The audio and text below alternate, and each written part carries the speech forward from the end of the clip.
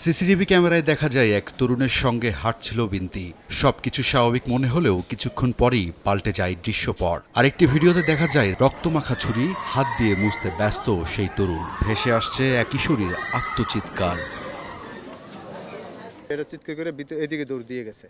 এদিকে দৌড় দিয়ে যাওয়ার পরে আমি দেখেন দেন তখন ছেলেটাকে দেখি হাতে একটা চাকুটা এই মুছতে আছে, হাতের রক্তগুলো মুছতে আছে। ছুরিকাঘাতে ক্ষতবিক্ষত শরীর নিয়ে জীবন বাঁচানোর আকুতি জানিয়ে পাশের বাসার এক নারীর গায়ে ঢলে পড়েন বিনতি। শেষ শক্তিটুকু দিয়ে হামলাকারীর নাম বলেই মাটিতে লুটিয়ে পড়ে সে। কি হয়েছে তোর?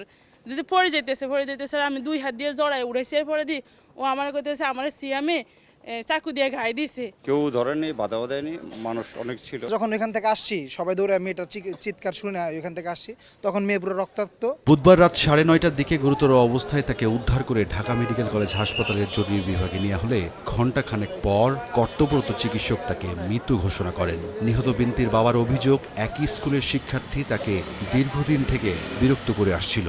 হত্যায় জড়িতকে দ্রুত আইনের আওতায় আনার দাবি নিহতের পরিবারের।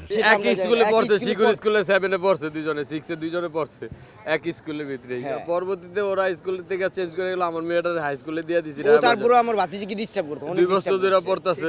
অবশ্যই বিচার চাই এবং দৃষ্টান্তমূলক বিচার চাই। বিনতি হত্যাকাণ্ডে জড়িত তরুণকে গ্রেফতারের চেষ্টা চলছে বলে জানিয়েছে পুলিশ। সিসি ক্যামেরা ফুটেজও পাওয়া গেছে কিছু। এটাতে দেখলাম যে আসলে ওই মেয়েটার সাথে মনে হয় এই ছেলেটার সম্পর্ক ছিল, প্রেমের সম্পর্ক। তো ওইটাই হয়তো কোনো একটা তার একসাথে হাঁটতে এসে এটাও দেখা যাচ্ছিল। তো একটা পর্যায়ে ওনাদের মধ্যে কথা কাটারের একটা পর্যায়ে তখন সে ওই চাকুটা নিয়ে আসছিল, আগে থেকে প্ল্যান করা ছিল। তো তখন এলোপাতারি ভাবে তাকে খুব পাইছে আর কি।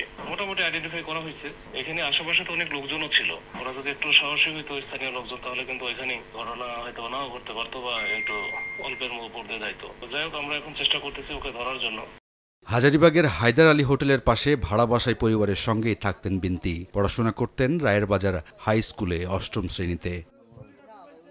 রাইদুল ইসলাম শুভ, সময় সংবাদ, ঢাকা।